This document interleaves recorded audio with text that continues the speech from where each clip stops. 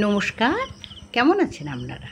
কণিকা চ্যানেলে আপনাদের সবাইকে স্বাগত জানিয়ে আজকে রেসিপি শুরু করব। তার আগে আমার দেশে বিদেশে যে যেখানে বন্ধু আছেন সকল বন্ধুদের জানাই ভালোবাসা ও শুভকামনা। আজকে এসছি শাক তুলতে। কী শাক বলুন তো? এই শাকগুলোকে বলা হয় পুনর্নবা শাক। এই বর্ষাতেই এই শাকগুলো প্রচুর পরিমাণে হয় এবং বাগানে, রাস্তার ধারে, আশেপাশে, আনাচে কানাচে যে শাক হয় সেই শাকটি, যার গুণ সেটা তো বলে শেষ করা যাবে না।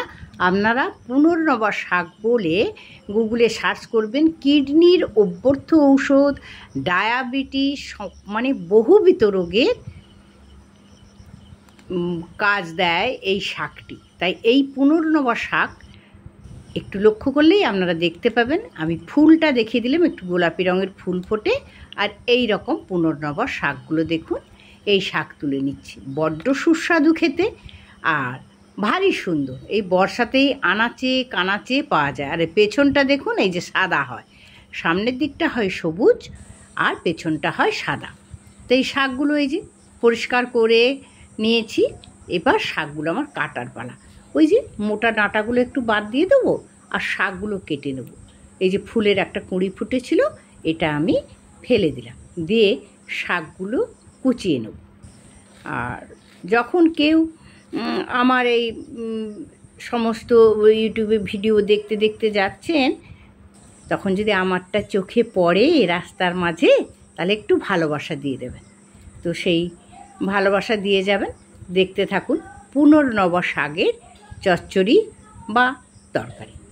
তো শাকগুলো দেখুন, আমি আবারও দেখিয়ে দিচ্ছি। সামনেটা হবে সবুজ আর পেছনটা হবে একটু অন্য কালার, একদম সবুজ হবে না, একটু ফ্যাকাশে কালার হবে।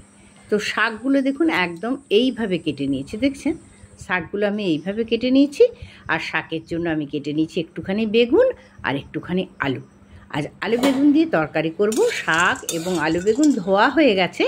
আর এখানে আমি কিছু বড়ি ভেজে নিচ্ছি। আগে শুকনো কড়াই ভেজে নিচ্ছি, তারপরে তেল দেব, তাতে ভাজাটা হয় খুব সুন্দর। তো এইভাবে এটাকে বড়িগুলো লাল লাল করে ভেজে নিচ্ছি। যারা লাইভ করছেন আমার সকল বন্ধু, আমি সময় পাই খুব কম, তাই বন্ধু আপনারা রাগ করবেন না। ভিডিও হলে আমি সময় সুযোগ করে দেখে দেবো। সমস্ত বন্ধু আমার কাছের, আমার আপন, অভিমান করবেন না। কি তেল দিলাম, বড়ি ভাজা হয়ে গেছে, দিলাম ফোড়ন, দিলাম একটা বড় পেঁয়াজ কুচি। তো পেঁয়াজটাকে আমি একটু লাল লাল করে ভেজে নেব।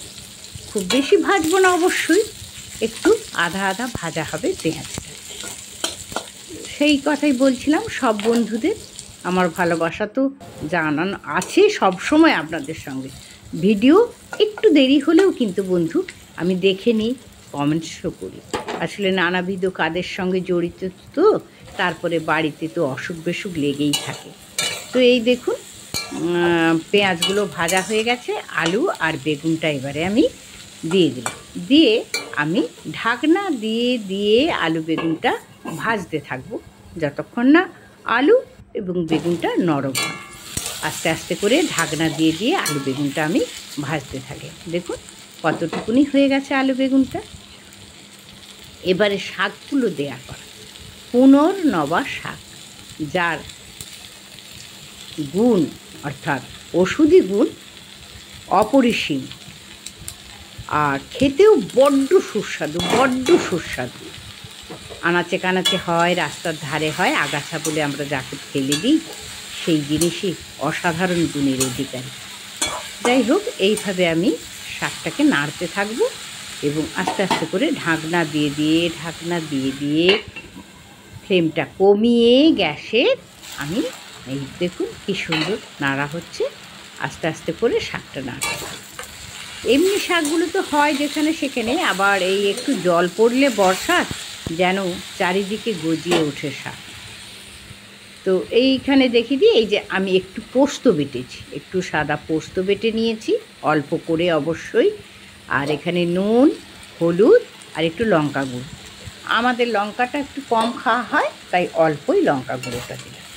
আর শাকটাও যদিও জোরে এইটুকুনি হয়ে গেছে, তাই শাকের সঙ্গে হলুদ, লঙ্কা গুঁড়ো আর নুন দিয়ে আবারও ঢাকা দিয়ে দেবো।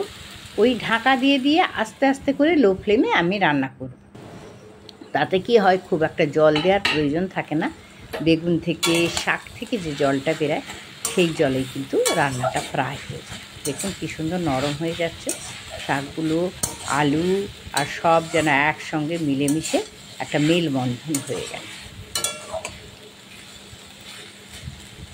এইভাবে আমি আস্তে আস্তে করে বারে বারে ঢাকনা দিয়ে দিয়ে দিয়ে দিয়ে নাড়তে থাকি। এবার এই যে দিয়ে দিলাম পোস্ত বাটা, 1 চামচ পোস্ত বাটা দিয়েছি, বেশি না, 1 চামচই পোস্ত বাটা দিয়েছি। যদি এই শাক দেখতে পান একবার রান্না করবেন, দারুণ স্বাদ, ওষুধি গুণে ভরপুর একটি শাক।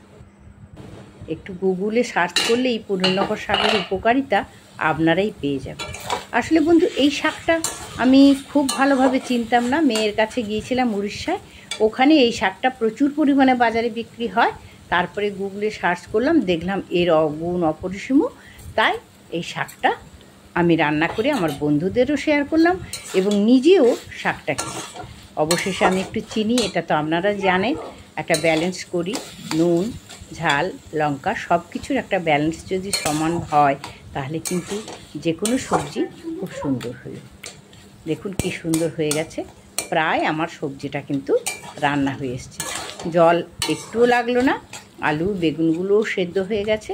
এমনি করেই লো ফ্লেমেই নাড়তে নাড়তে নাড়তে নাড়তে শাকটা আমার হয়ে গেছে।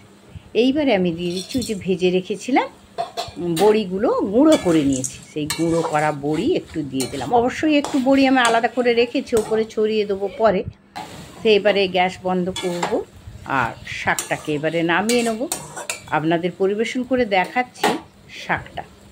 এই শাকটা এবারে আমি নামিয়ে নিচ্ছি। এই দেখুন কড়াই থেকে নামিয়ে নিচ্ছি। ওই যে একটু বড়ি গুঁড়ো আলাদা রেখেছিলাম, বড়ি গুঁড়োটাও দিয়ে দিলাম। আর দিয়ে দিলাম একটুখানি সর্ষের তেল, কাঁচা সর্ষের তেল একটু শাকে খুব ভালো যায়। সকল বন্ধুদের আমার ভালোবাসা, আবার শুভকামনা। সবাই ভালো থাকবেন। সবাইকে নমস্কার জানিয়ে আজকের রেসিপি শেষ করলাম।